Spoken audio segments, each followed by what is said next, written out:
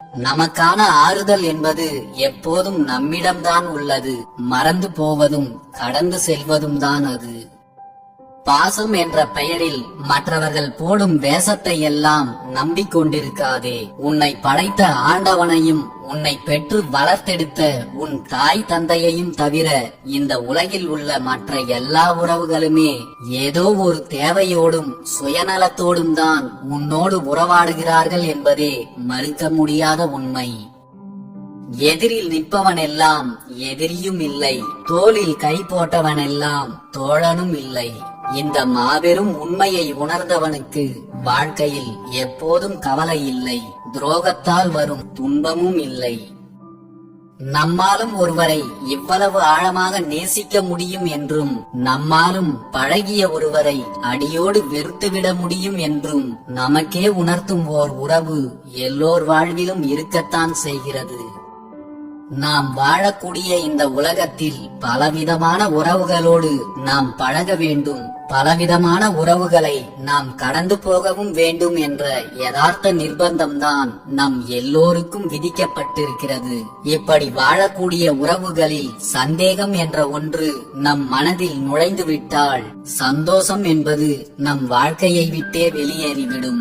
தேவையற்ற சந்தேகமும் குழப்பமும் நம்முடைய மனதில் இருந்தால் மட்டும்தான் அர்த்தமற்ற காரணங்களை காண்பித்து நாம் யாரிடமாவது சண்டை போட்டுக் கொண்டே இருப்போம். உறவு முறைகளை பொறுத்தவரை தேவையில்லாமலும் அர்த்தமில்லாமலும் கேட்கப்படும் கேள்விகளும், தேவையில்லாமலும் அர்த்தமில்லாமலும் பேசப்படும் வார்த்தைகளும் அந்த உறவையே முறிக்கக்கூடியதாகவும் பிரிக்கக்கூடியதாகவும் அமைந்துவிடும்.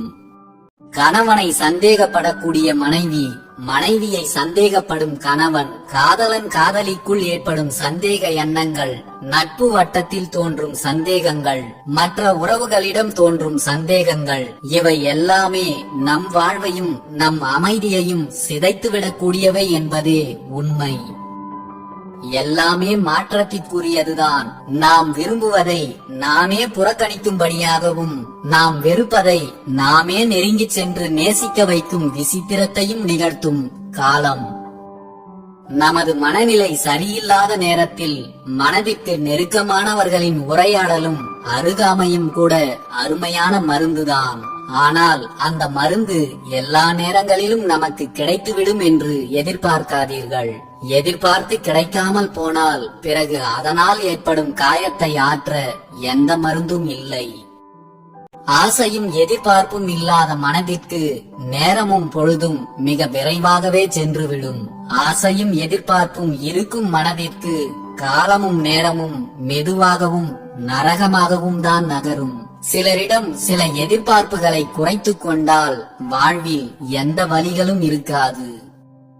தேடலை கொஞ்சம் குறைத்துக்கொள், அப்போதுதான் நிம்மதியாக இருப்பாய். எதிர்பார்ப்பை கொஞ்சம் தொலைத்துக்கொள், அப்போதுதான் கொஞ்சமாவது மகிழ்ச்சியாக இருப்பாய். அதிகமாக பேசுவதை நிறுத்திக்கொள், அப்போதுதான் நீ எல்லோராலும் தேடப்படுவாய். சில தேவையில்லாத மனிதர்களின் தேவையில்லாத கேள்விகளுக்கு தெளிவான விடை மௌனம்தான். எந்த சூழ்நிலைக்கும் சிறந்த பதில் புன்னகைதான். உங்களை படைத்து வழி நடத்தும் இறைவனை துளியும் சந்தேகமின்றி முழுமையாக நம்புங்கள். அனைத்தையும் அவரிடம் ஒப்படைத்துவிட்டு முழுமையாக சரணடைந்து விடுங்கள். உங்களுக்கு எது நல்லதோ அதுவே நடக்கும். உங்களுக்கு எது தேவையோ அது நிச்சயம் கிடைக்கும். நீங்கள் எதிர்பார்ப்பதை விட உங்கள் வாழ்க்கை மிகவும் சிறப்பாக இருக்கும். நாம் மற்றவர்களுக்கு கொடுப்பதுதான் நமக்கும் வந்து சேரும். வாய்ப்பு கிடைக்கும் போதெல்லாம் மற்றவர்களை மனதார வாழ்த்துங்கள்.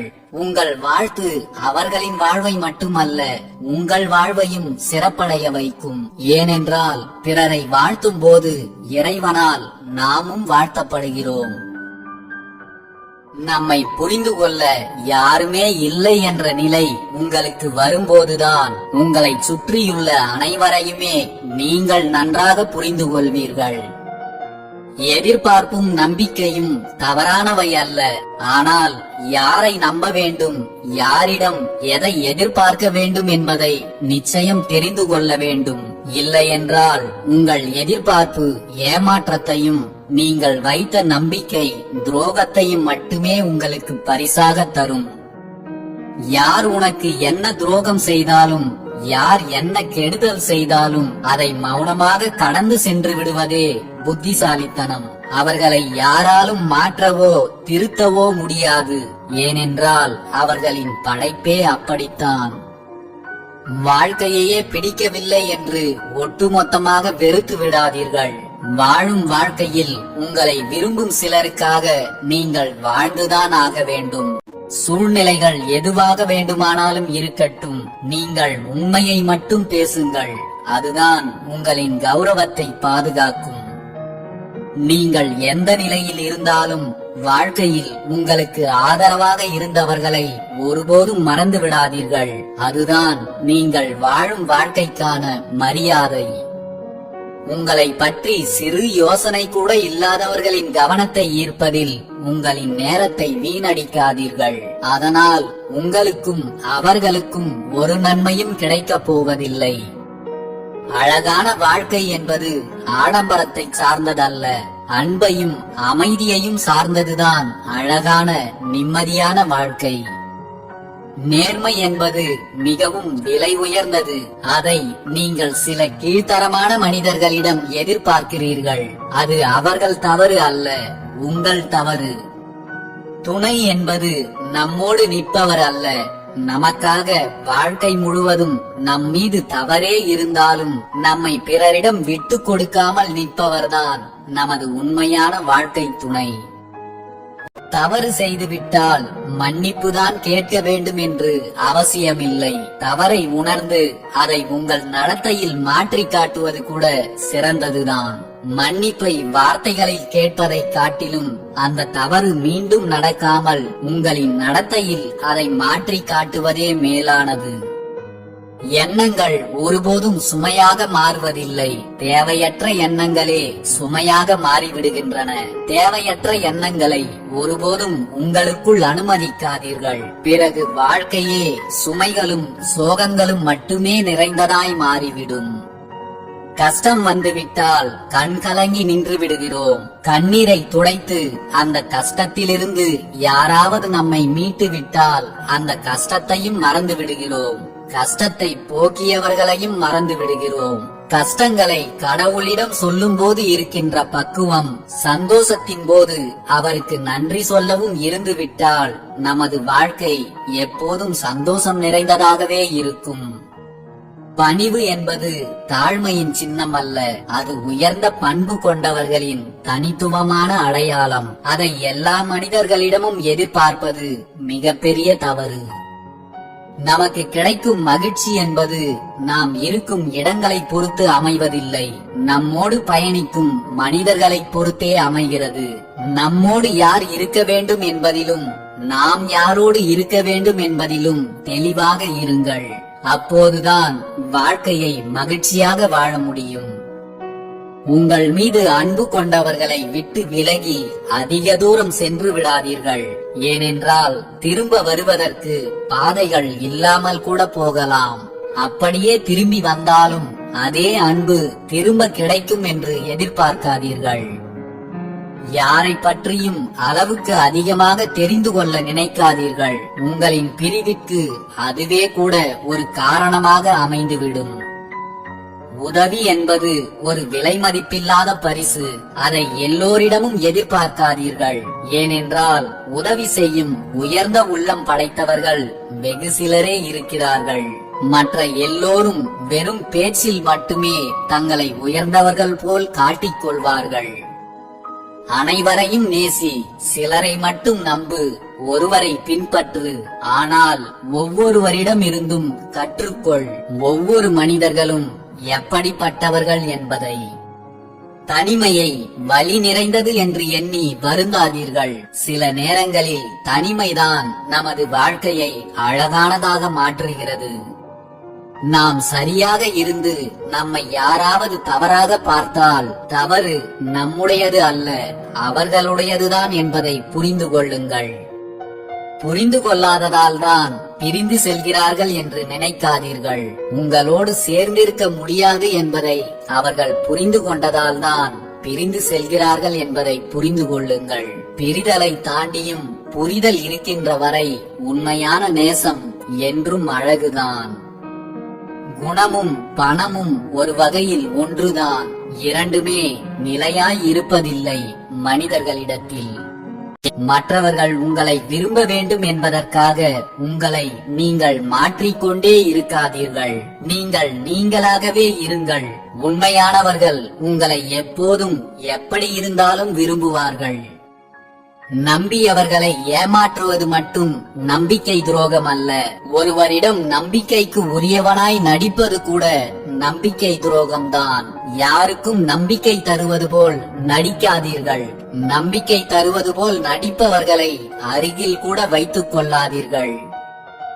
நம்மை மோசம் செய்தவர்களே இந்த உலகில் நன்றாக வாழும்போது நாம் மட்டும் கடந்த கால காயங்களையே நினைத்து கலங்கி நின்று கொண்டிருப்பது சரியானதல்ல. மோசம் செய்தவர்களை மறந்து முன்னேறி செல்வதுதான் சரியானது. அனைத்திலும் இருக்கும் அழகை பார்ப்பவர்களுடன் ஆழமாக பழகுங்கள். அனைத்திலும் குறைகளை மட்டுமே பார்ப்பவர்களுடன் உங்கள் பழக்கத்தையும் கொஞ்சம் குறைத்துக் கொள்ளுங்கள். ஏனென்றால் சிலருக்கு தன்னிடம் இருக்கும் குறைகளும் தெரியாது, அடுத்தவர்களிடம் இருக்கும் நிறைகளும் தெரியாது. நம்மை சுற்றியுள்ள எல்லாவற்றிலும் அழகில்லாதது என்று எதுவுமே இல்லை. நாம் காணும் மனிதர்கள், இயற்கை அனைத்துமே அழகின் பொக்கிஷங்கள் தான். அந்த அற்புதமான அழகை பார்க்கவும் உணரவும் நமக்கு தனித்துவமான பார்வை நமது கண்களுக்கும் உள்ளத்திற்கும் இருக்க வேண்டும். இல்லை என்றால் எப்பேற்பட்ட அழகும் எப்பேற்பட்ட அன்பும் உங்களுக்கு குறையாகத்தான் தெரியும். ஆசையே துன்பத்திற்கு காரணம். நாம் எதையாவது விரும்பி அதை அடைய முடியாத போதுதான் நாம் துன்பமடைகிறோம். ஆசைகள் இல்லாவிட்டால் துன்பமும் இல்லை. நீங்கள் செய்த தவறுகளை மன்னித்து ஒருவர் உங்களை பழையபடி ஏற்றுக்கொண்டால் அந்த மன்னிப்பை நீங்கள் ஒருபோதும் வீணடித்து விடாதீர்கள். அது மன்னிப்பவர்களை முட்டாளாக்கும் செயல் என்பதை புரிந்து கொள்ளுங்கள். மீண்டும் மீண்டும் மன்னிக்கும் அளவுக்கு இந்த உலகில் எந்த மனிதர்களும் இல்லை, மகான்களும் இல்லை என்ற உண்மையையும் புரிந்து கொள்ளுங்கள்.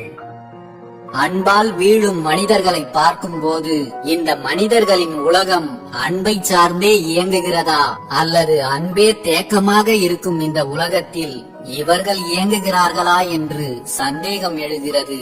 கண்ணீரெல்லாம் தாண்டி சிலரின் பொய்யான வார்த்தைகளுக்கு இரையாவதுதான் கடைசியில் அன்பை கொடுத்தவர்களின் நிலையாக இருக்கிறது. வாழ்க்கையில் இப்படியெல்லாம் நடந்தால் நன்றாக இருக்கும் என்று ஆசைப்படுவது நல்லதுதான். அது எல்லோருக்கும் இயல்பான ஒன்றுதான்.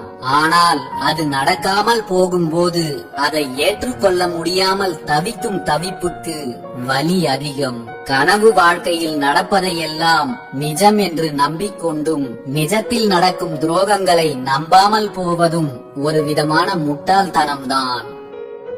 நீங்கள் அதிகாரம் செலுத்தும் இடத்தில் இருக்கிறீர்கள் என்றால் அந்த அதிகாரத்தையே கோபுரத்தின் உச்சி என்று நினைத்து கர்வம் கொள்ளாதீர்கள். உண்மையில் அதிகாரம் என்பது கோபுரம் அல்ல, அது ஒரு ராட்டினம் போன்றது. இப்போது மேலே இருப்பது கண்ணிமைக்கும் நேரத்தில் கீழே இறங்கிவிடும். அதிகாரம் இருக்கும் எந்த உயரங்களும் நிரந்தரமில்லாதது என்பதுதான் வாழ்வின் யதார்த்தம்.